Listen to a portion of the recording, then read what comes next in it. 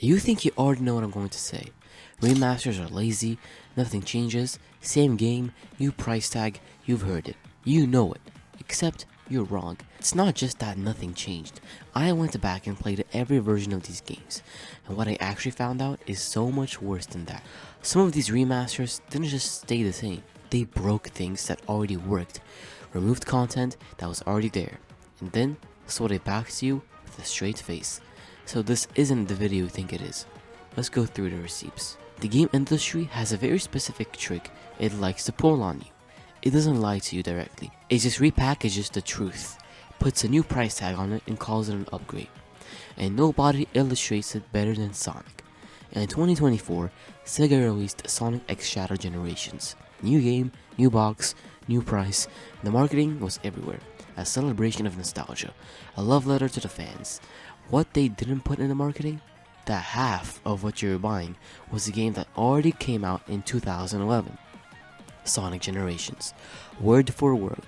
Stage for stage. Green Hill, City Escape, Seaside Hell.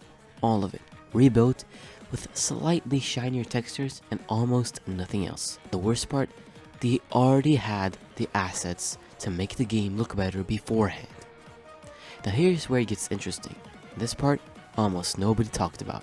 Sonic Generations was delisted from Steam's years earlier. It quietly became almost impossible to get, and then, right on cue, Sega repackages it in a new product and sells it back at full price. Was it a coincidence? Maybe, but the timing is almost too perfect to ignore. You can't buy the original anymore, so you have no choice but to buy the bundle. That's not a remaster, that's a hostage situation.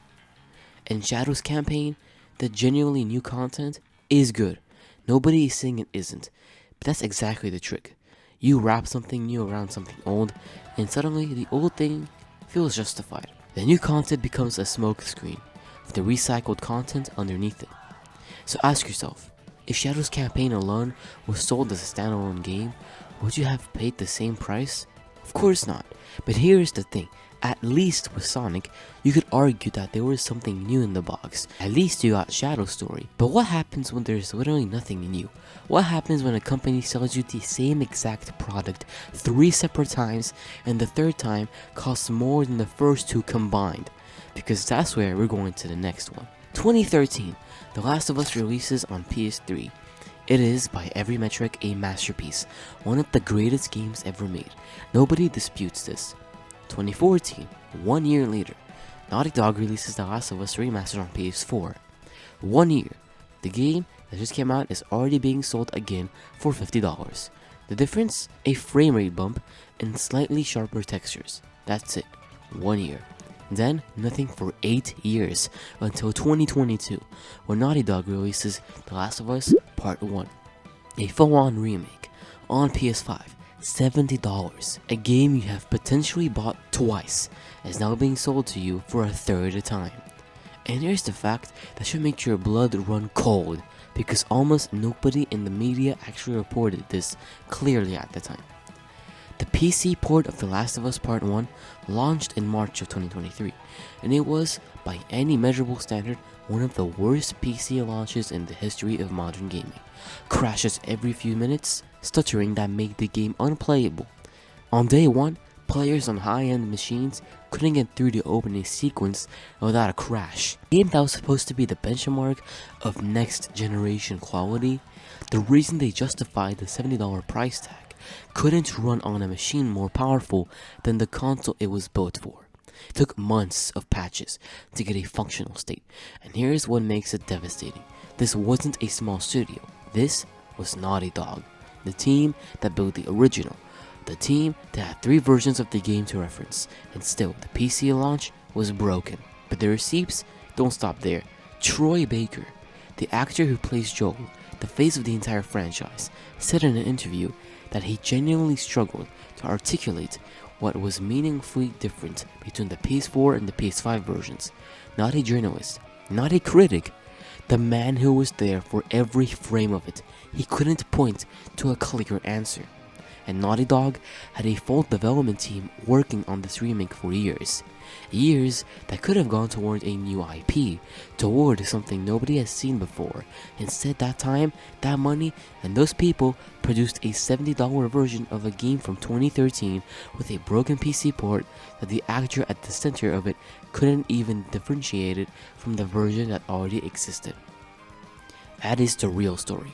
Not that the remaster looks the same, the costing of making it, in time, and resources, and trust, was enormous, and the return for the player was almost nothing. The good faith version of the argument doesn't survive scrutiny, and once you accept that, you have to ask the real question: why does this keep happening? Why does it keep working? The answer is not stupidity, it's not even greed. Exactly. It's something more structural than that. Sometimes that starts not on the development floor, but in the financial models that drive every decision made above it. A new IP is a gamble. You spend 4, 5, 6 years building something nobody has ever seen. You have no data on whether people want it, no brand recognition, no guaranteed audience. The risk is enormous and the reward is uncertain. A remaster is the opposite of that. You have existing sales data telling you exactly how many people loved the original. You have a built-in audience primed by nostalgia. The marketing almost writes itself. You just show them what they remember, and the development cost is a fraction of a new game because the design, the story, the world, the characters, all of it already exists. You're not building, you are renovating. From a pure financial modeling perspective, a remaster is almost always the rational choice over a new IP.